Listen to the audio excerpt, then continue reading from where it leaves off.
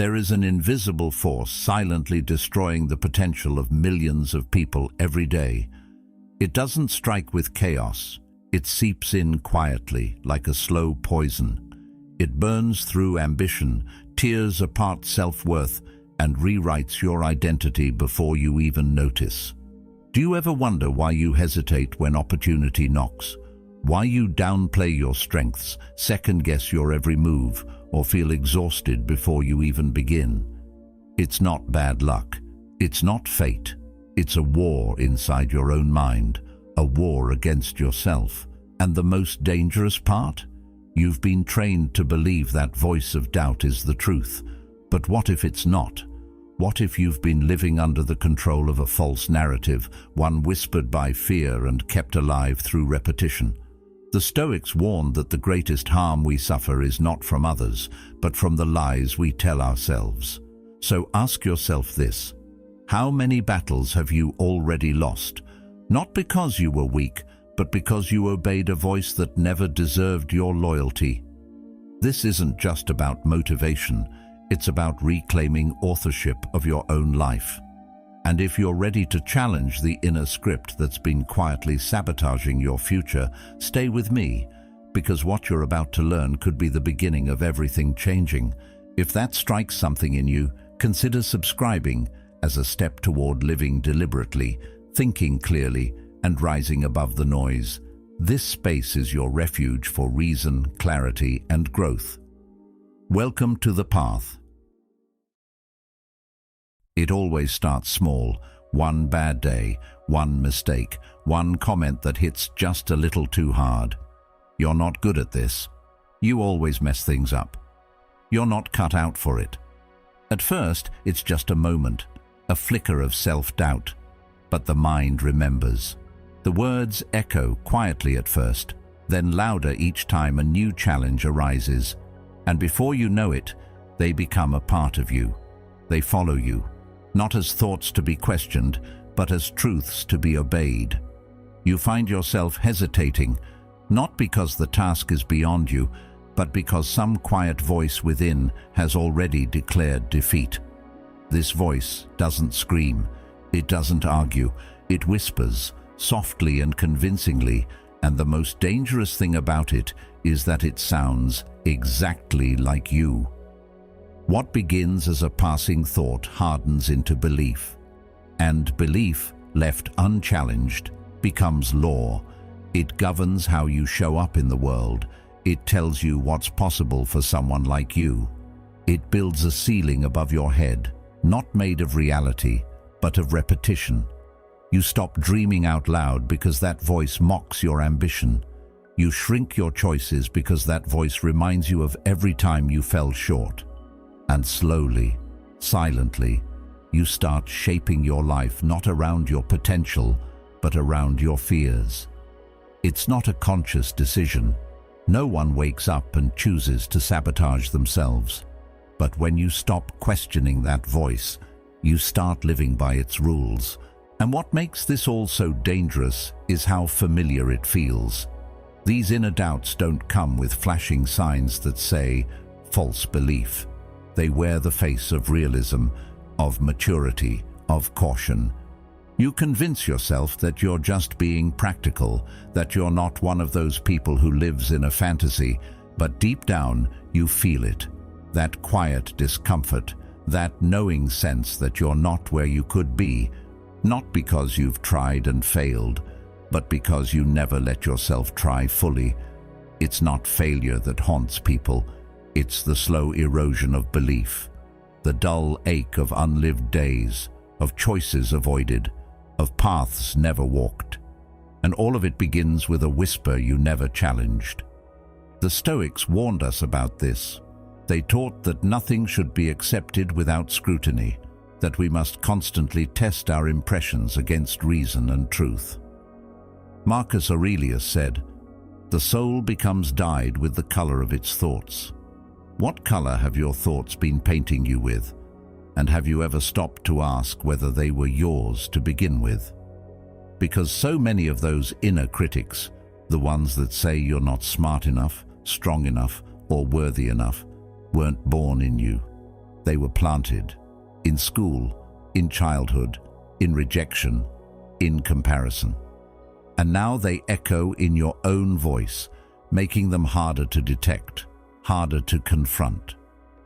The problem is we're rarely taught how. We're taught to be quiet, to be modest, to avoid arrogance. But humility is not the same as self-erasure. There is nothing wise about belittling yourself in your own mind. There is nothing noble about living beneath your potential because you were too afraid to disappoint yourself again. And there is nothing stoic about living as a prisoner to your own false beliefs. The Stoics embraced truth, however difficult, because they knew truth was the only path to freedom. That includes the truth about yourself, not just who you've been, but who you could be if you stopped listening to every whisper that told you to play small. There's a certain kind of peace that comes when you start recognizing these thoughts for what they are. Remnants of old pain, not guides to future possibility. That whisper, the one that shows up before you speak up, or try, or leap. It's not prophecy, it's just a habit of thought. And like any habit, it can be broken, but only if you notice it, only if you stop mistaking familiarity for truth. So what do? You observe, you watch, you question, and every time that voice speaks up to limit you, you ask, is this true? Is this helpful? Is this necessary? And more often than not, you'll find that it's just an echo, nothing more. An echo of fear, dressed as wisdom, an echo of failure, mistaken for insight, an echo of pain, parading as caution. And you have the choice to let that echo fade. Because every time you act in spite of that voice, it weakens. Every time you do the thing you told yourself you couldn't do, you reclaim something lost. Not just confidence, but authorship. The ability to define yourself, not by what happened in the past, but by how you respond to it now. You don't need to be perfect. You don't need to be fearless. You just need to stop living under the rule of a whisper that was never meant to lead you. You are not your thoughts. You are the one who observes them. You are not your past. You are the one who chooses what it means now. And you are not that voice that says, you can't. You are the silence that remains once it's gone. That's the danger of repetition. A single moment of doubt becomes a habit. That habit becomes a belief. And a belief, left unchecked, becomes identity. I failed becomes I'm a failure. I struggle with this becomes I'm not capable. And once it's fused to your identity, it changes the way you walk through the world. You stop applying for things you care about. You back out of conversations that matter. You reject opportunities, not because you aren't good enough, but because the version of you that you've constructed doesn't believe it belongs there. You've built walls, but convinced yourself they're just the edges of the map. This is how the mind tricks you into a smaller life. You begin to fit your behavior into the shape of your self-image, not the other way around. You choose relationships where you won't be seen too deeply. You aim lower, dream quieter, speak softer. Not because the world told you to, but because the version of you that you've come to believe in doesn't feel worthy of more. This is the slow erosion of freedom, not by chains, not by laws, but by thought alone. You don't need to be caged to live like you're trapped. You just need to believe the wrong thing about yourself for long enough. And that's the tragedy. Most people never realize they're carrying a false identity. It's been built over time, out of pain, rejection, misinterpretation, and silence. A teacher's careless comment, a failed attempt that you took too personally, a parent's judgment that went unchallenged, a mistake that stayed too long in your memory. Over time, these moments stitched together into a story, and you never edited the story. You just started living by it. You stopped asking, is this who I really am? And started assuming the answer was yes. That's not growth, that's resignation. And the Stoics never believed in resignation. A Stoic would say, it is not the events that shape us, but our judgment of them. Epictetus warned that if you want to be free, you must begin by seeing who is enslaving you. And often, it's your own mind. That's why identity isn't sacred. It's not immune to challenge. In fact, it must be challenged. Because if you don't know where your beliefs come from, you have no idea whose life you're actually living. Is it yours? Or is it the echo of someone else's fear that you've internalized? There's something powerful that happens when you realize your identity is not fixed. That your personality, your habits, even your fears, are not chains, but patterns. And patterns can be changed. The mind will resist. It will tell you, this is just how I am. But that's the voice of inertia, not truth. You are not obligated to remain who you were yesterday, simply because it's familiar. You are allowed to evolve. You are allowed to become more than the story you were handed. And yes, that means outgrowing certain environments, certain relationships, even certain versions of yourself. When you begin to unlearn who you're not, you create space to become who you are. That's the real work, not becoming something new, but shedding what was never yours to begin with. And that process begins when you look at a belief and ask, does this expand me or does it shrink me? That's it. That's your compass. The beliefs that grow you, stretch you, challenge you, those are the ones worth holding. The ones that keep you in place, that protect your wounds more than your worth, those must go. You're not here to repeat the past. You're here to outgrow it. And if your thoughts have become a prison, it's time to question the walls. Not all of them were built with reason. Some were built with pain. And you don't have to keep living inside them. The mind is always trying to make sense of things. It craves consistency, even if that consistency keeps you stuck. So when you carry around a belief like, I'm not good enough, your brain doesn't try to disprove it. It looks for ways to make it true. It filters out anything that contradicts the belief and clings to anything that supports it. You forget the moments where you showed strength, where you were capable, where you succeeded. Instead, your mind circles back to every flaw, every misstep, every awkward silence or failed attempt. Not because those moments define you, but because they match the story you've been told, or the one you've been telling yourself. The tragedy is, once the story takes root, your actions start aligning with it. You avoid the challenge that might reveal something more in you. You stay quiet when you should speak up. You let others lead, even when you know the path. You pull away from opportunities, relationships, growth. Not because you don't want them, but because some part of you already assumes you'll mess it up. It's not that you lack desire, you lack permission from yourself. And in that subtle withdrawal, the story proves itself again. You didn't try, so you didn't succeed. And so the belief lives on, fed by your own hesitation. This is not random. It's not bad luck or personality. It's a cycle. You believe something negative about yourself. That belief shapes how you act.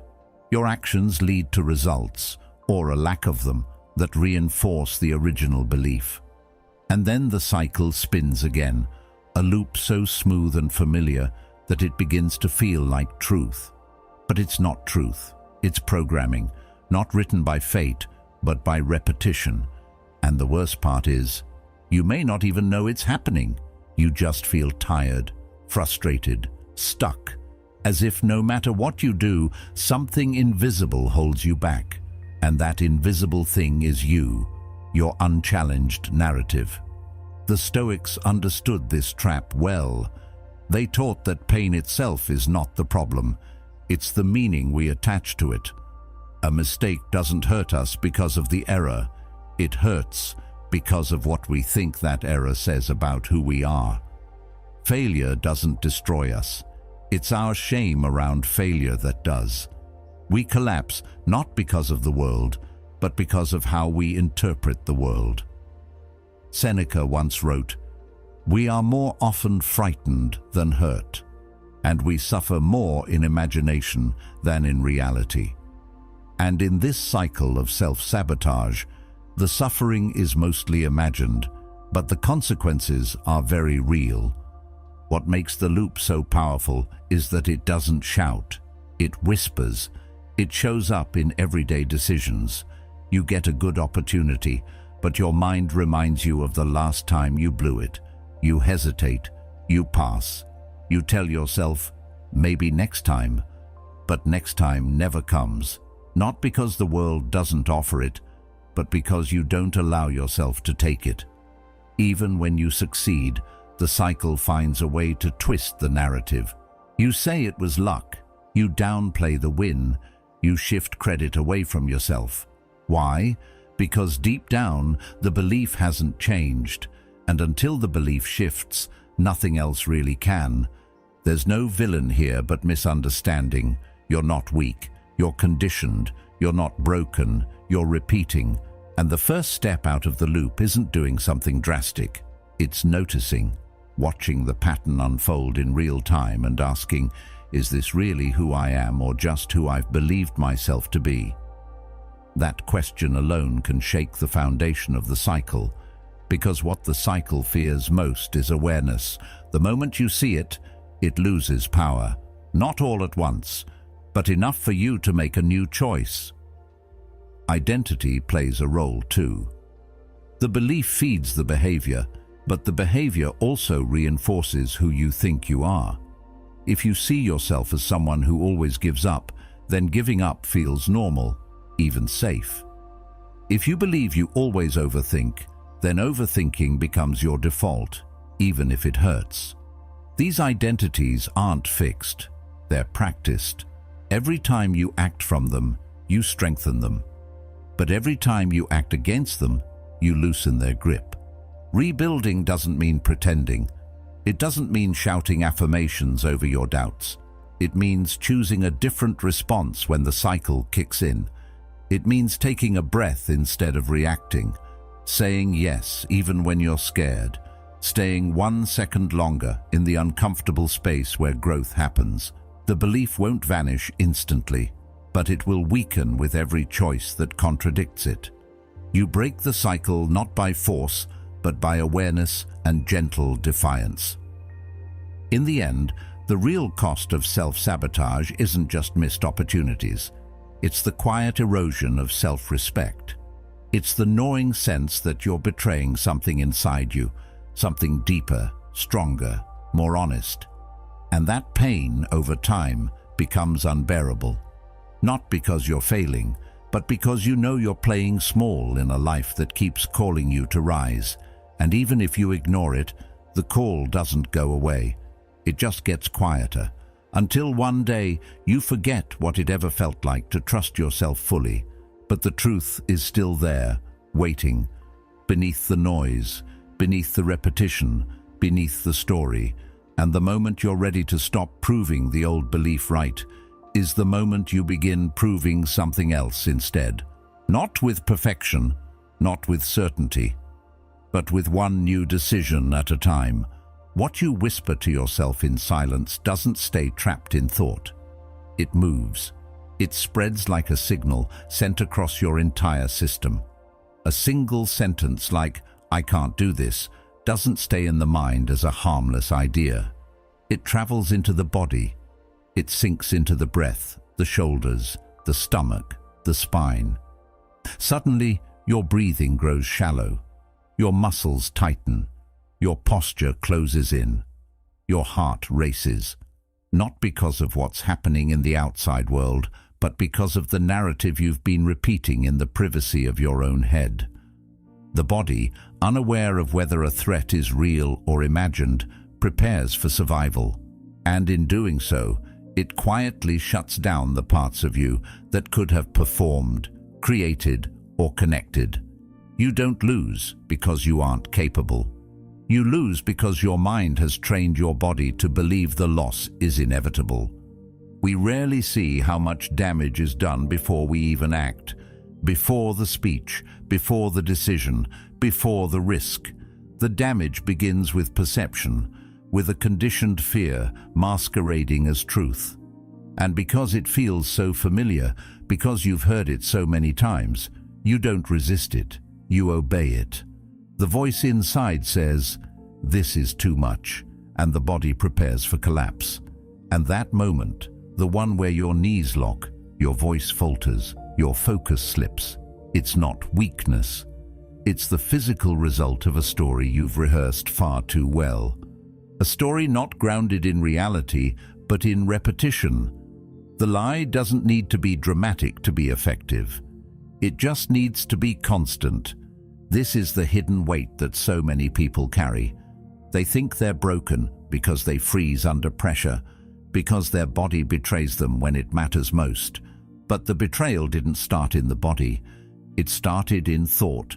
Years of doubt, internal criticism, and unspoken fear leave a mark, and the body remembers.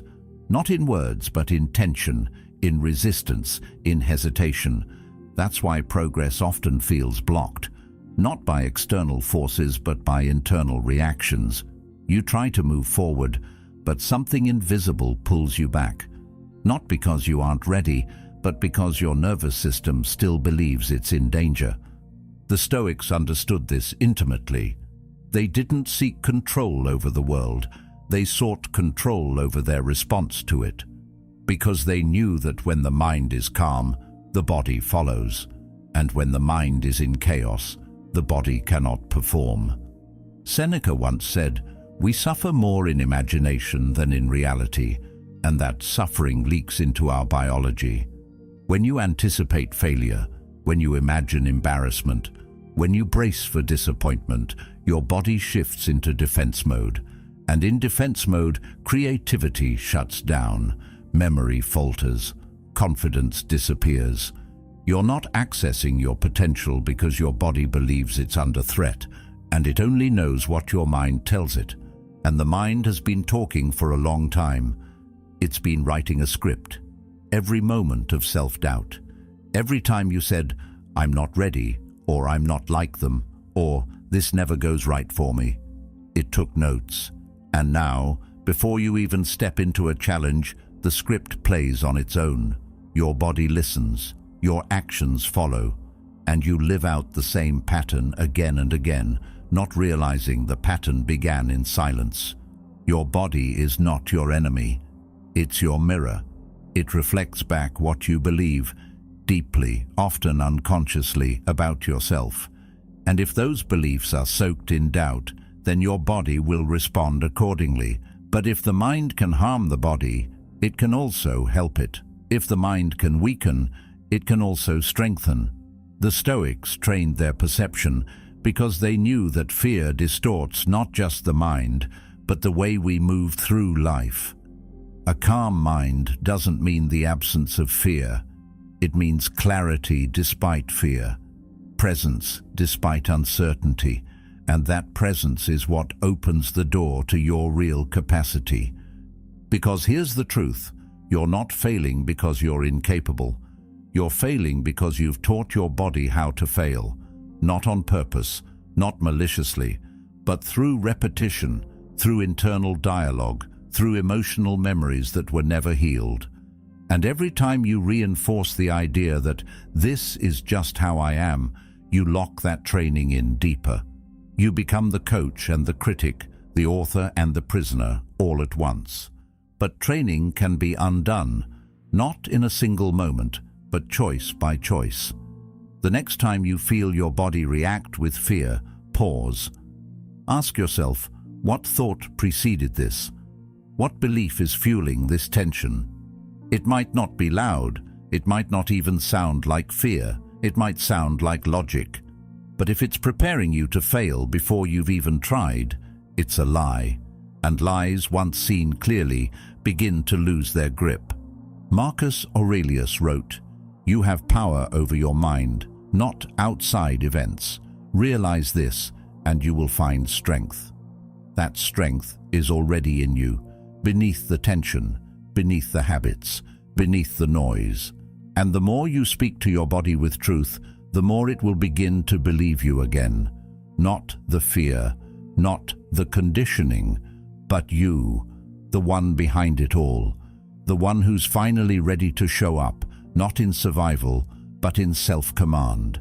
That's where your real potential lives, not just in thought, but in motion, in how you breathe, in how you walk, in how you speak, and in how you choose to respond when the old script starts playing and you, quietly, firmly, decide to write a new one. There's a kind of grief that never makes it into words. It doesn't come with ceremonies or condolences. It lingers quietly, pressed into the background of your life. It's the grief of potential, of what you could have done, who you could have become, but didn't. Not because it wasn't possible, but because something in you decided it wasn't worth the risk. That decision rarely feels dramatic. It's subtle. You pass on the opportunity. You tell yourself the timing isn't right. You convince yourself that someone else is better suited. And just like that, you bury another piece of yourself under a layer of false safety. You don't always know what you've lost until years pass and the weight of it catches up. It doesn't shout, it simply haunts you. In quiet moments, when you're alone with your thoughts, you feel it. That discomfort, that edge of regret. You remember the ideas you never chased, the conversations you avoided, the talents you hid, not because you didn't care, but because you were afraid they would reveal something about you weren't ready to face. So you stayed silent, you stayed still, you rationalized your way out of growth, all in the name of being realistic. The problem is that fear rarely calls itself fear. It wears the mask of logic. It says, be careful. It says, that's not practical. It says, what if it doesn't work? And you listen because those thoughts sound responsible. They sound wise, but underneath they are rooted in a belief that you are not enough. That belief becomes your compass, and every decision guided by it pulls you 1 degree off course. Not far at first, just slightly. But years later, you look up and realize you're nowhere near the life you once imagined. There's a sorrow that comes with that realization. Not loud, not chaotic, just a quiet ache. The Stoics didn't fear death. They feared wasted life. Death is inevitable, but to live without becoming what you are capable of, that's a tragedy entirely of our own making. And unlike death, it happens slowly, choice by choice. You don't just wake up with unused potential, you carry it daily. You feel it in the restless moments, in the fatigue that has nothing to do with your body. It's the soul dragging under the weight of what it knows you're meant for. We talk a lot about achievement, about goals and success and discipline, but we rarely talk about this, about the psychological and emotional toll of self-abandonment, of seeing the best in yourself and turning away from it. There's nothing more painful than being conscious of your own strength and still choosing not to use it. Not because you're lazy, but because you've been conditioned to doubt it. Because every time you tried to reach higher, something told you it wasn't yours to reach for, so you lowered your hand. And each time you did, your spirit dimmed a little more. Carl Jung once said, "The most terrifying thing is to accept oneself completely. Because once you see yourself clearly, once you acknowledge the depths of your strength, your creativity, your desire, you can no longer make peace with staying small. You can no longer blame others for the parts of your life that feel incomplete. You realize that you were never waiting for the right time, the right person, or the right path. You were waiting for permission from yourself, and that permission never comes unless you take it. Most people think the pain they feel is about what they lost, but often it's about what they never gave themselves the chance to discover. You didn't lose the job. You never applied. You didn't lose the love. You never opened your heart. You didn't lose the dream. You never pursued it with full commitment. That's where the true grief lies. Not in failure, but in absence. In the parts of your life that remained unlived, because fear whispered just loud enough to be believed. The tragedy of potential left unused is that it never really disappears. It stays with you. It presses against the walls of your mind. It follows you into jobs, into relationships, into moments of stillness. It waits, hoping you'll notice. And when you don't, it turns into frustration, into bitterness, into resentment, not of others, but of yourself, of the version of you that could have been more honest, more courageous, more alive. And deep down, you know it. But if that pain is there, it also means something else is still there too. The spark, the part of you that remembers what it once wanted, what it still wants. That part hasn't died. It's just been buried. And if you listen closely, you can feel it move when you stop pretending that playing small is noble. There is no virtue in self-denial, not when it comes at the cost of your soul. The Stoics believed in living according to nature, and part of your nature is growth, evolution, rising toward your highest form, not for status, but for peace, because there's no peace in avoidance, only tension that grows quieter and heavier with time. Aristotle believed that where your talents and the needs of the world cross, there lies your vocation. Your potential isn't a luxury, it's a responsibility, not just to you, but to the people you could inspire, help, or love more fully. When you suppress it, you don't just betray yourself. You rob the world of something only you can offer, and whether that offering is small or great doesn't matter. What matters is that it's real, that it's true, that it's lived. No one escapes the pain of potential left unused, but some choose to transform it, to turn it into fuel, to look at what they've lost and say, no more, to stop mourning and start moving. That shift doesn't require a miracle.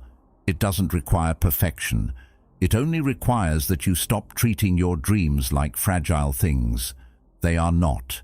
They are resilient. And so are you. The moment you let go of the belief that it's too late is the moment you begin again. So if there's something inside you stirring as you hear this, listen, not to the voice that tells you it's foolish or risky or selfish, but to the quiet one underneath, the one that knows what you were meant to become, the one that's been waiting, and maybe, just maybe, it's time to stop waiting too. It's one of the most convincing liars you'll ever meet, the voice in your own head.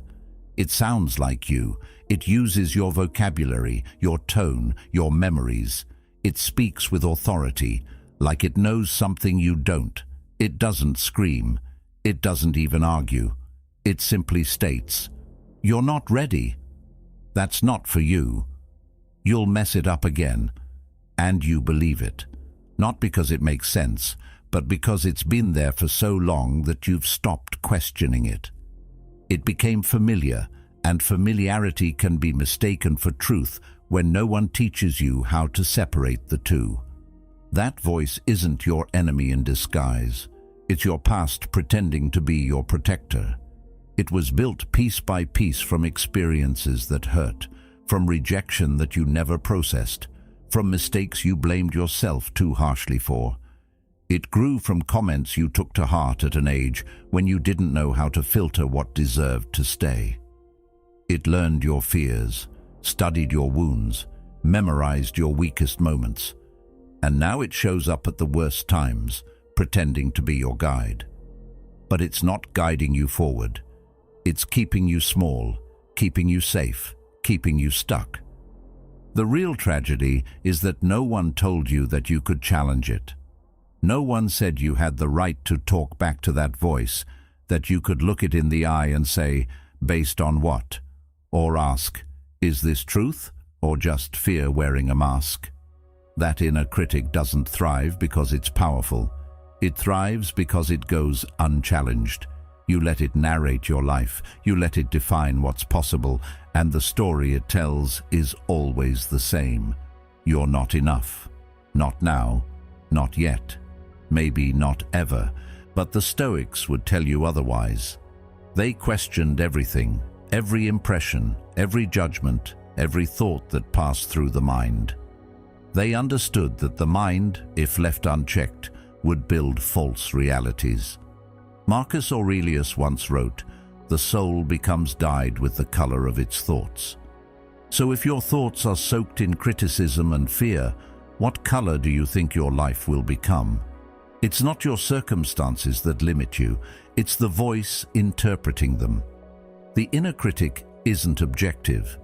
It doesn't see your potential. It only sees the risk, the pain, the shame.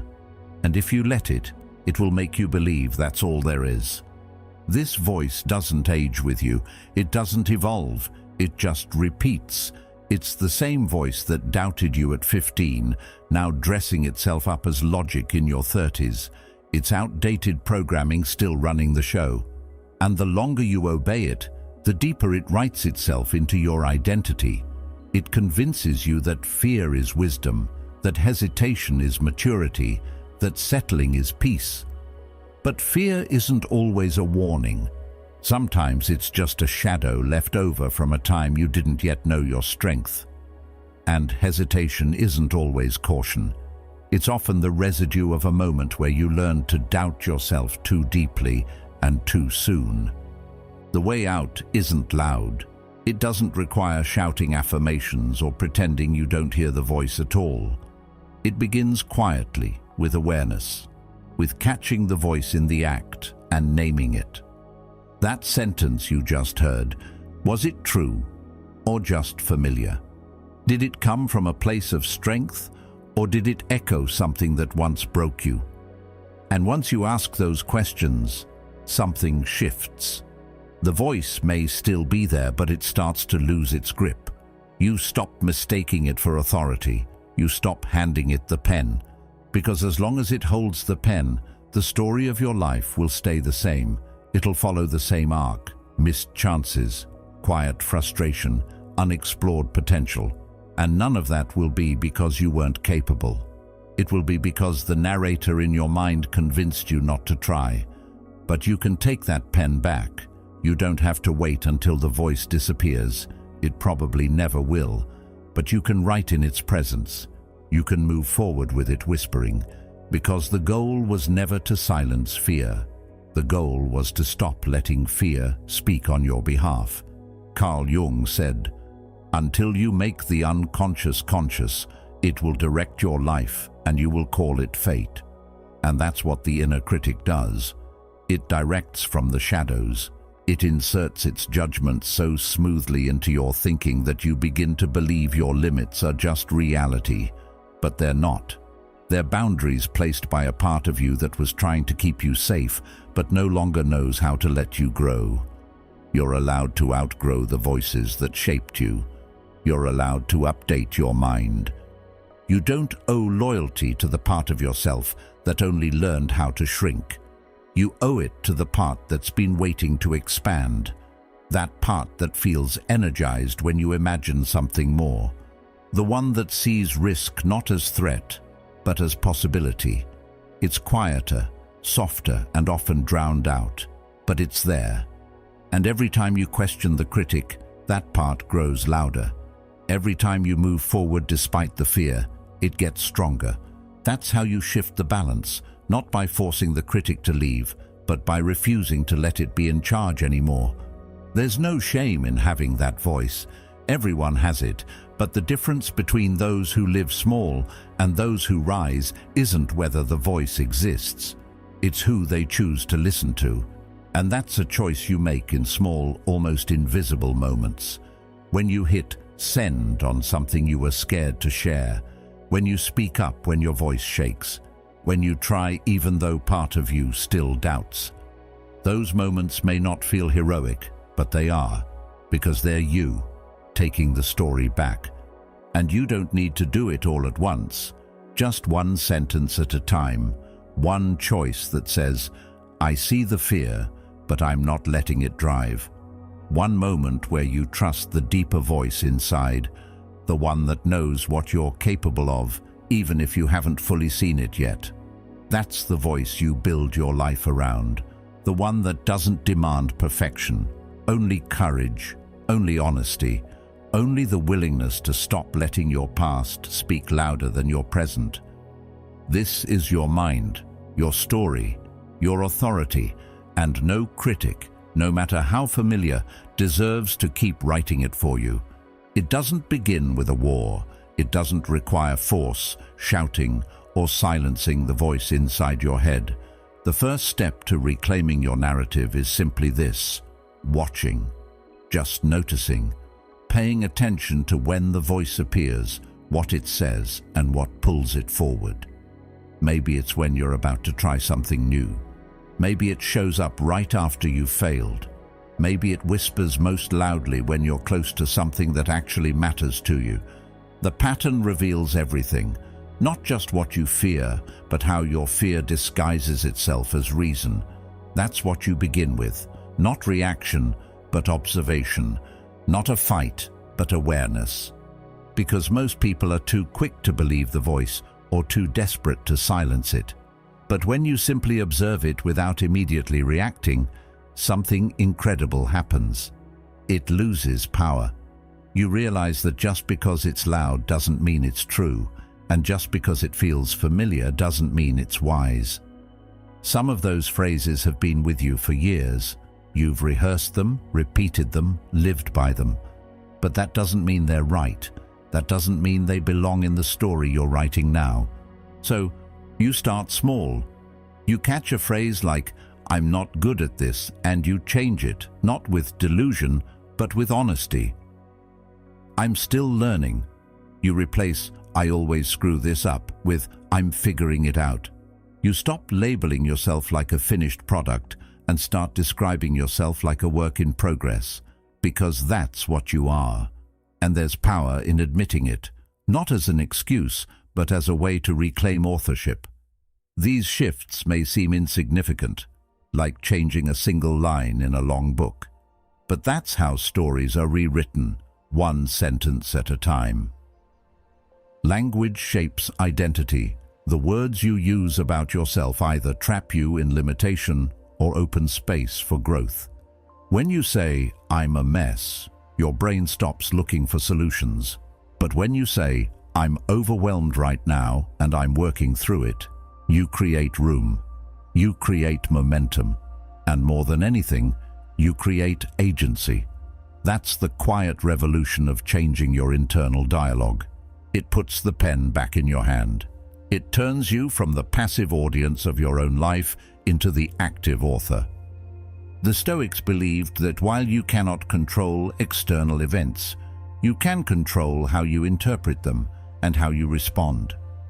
Epictetus said, "It's not what happens to you, but how you react to it that matters."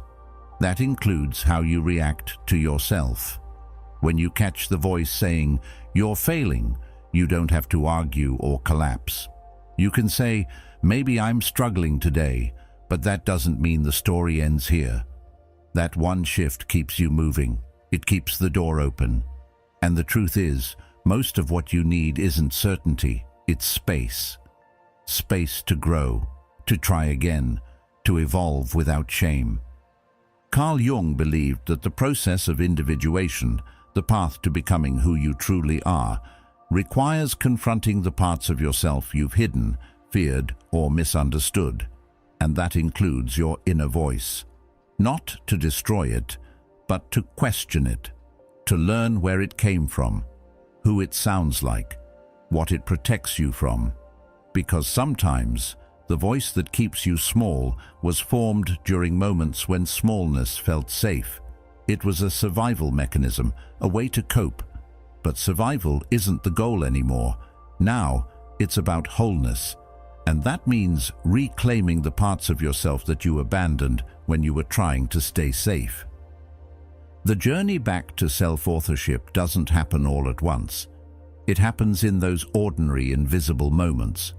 When you pause before making a decision and ask, "Am I doing this because it's true to me or because I'm afraid?" When you fail and hear that old voice begin to speak, but you respond with a new one. When you take a step forward, even though your self-doubt is begging you to retreat. These moments don't look heroic, but they are. Because they mark the beginning of a different kind of life, a life that's not ruled by the past.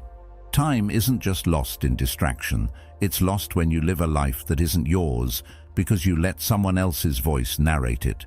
But the good news is, it's not too late to change the script. Not through force, but through steady, deliberate attention. You don't need to flip your life upside down. You just need to start speaking to yourself with a little more truth, a little more kindness, and a lot more ownership. This is about remembering that the story isn't finished. You haven't missed your chance. You haven't lost the pen forever. You've just forgotten that it was always in your hand. You were waiting for some signal that it was okay to begin again. This is it. This moment, right now, is your signal. Not to erase everything that's happened, but to write forward from it. To take the lessons and the pain and the missteps and use them as ink, not chains. You are not the mistakes you've made. You are not the voice that narrates your fears. You are the one who can observe it all, and from that observation, choose something better, something more aligned, something more free. This doesn't mean you'll never doubt again. It means you'll stop letting doubt be the author. It means you'll notice when it shows up and decide with intention whether it belongs on the page. That's what reclaiming your narrative really is. Not a dramatic rewrite, but a quiet, consistent refusal to let fear hold the pen. It's choosing to tell the truth, not the harsh, punishing version of truth, but the deeper one. The one that says, you're still learning, that you're still capable, that you're allowed to grow, stumble, and still move forward, and that even if your voice shakes when you speak up, it's still your voice. It still matters, and it's time to use it. There's a version of you buried beneath the noise. Not some fantasy or unreachable ideal, but a real, capable, deeply grounded version of you that exists just beneath the surface, just below the weight of every "I'm not ready," every "I can't," every "what if I fail." It's not that this version doesn't exist, it's that it's been quieted, drowned out by years of learned hesitation, smothered by a pattern of thoughts that were never questioned, only obeyed. What you call me is often just the accumulation of repetition, what others told you, what fear whispered to you, and what you told yourself in moments of pain. But there's something deeper than all of that. Something untouched. Something waiting. When you start turning inward, not to analyze or fix, but simply to see clearly, you begin to notice the gap between the voice and the truth. You begin to hear your inner critic not as wisdom, but as static, as background noise that has been playing so long you forgot you could turn it down.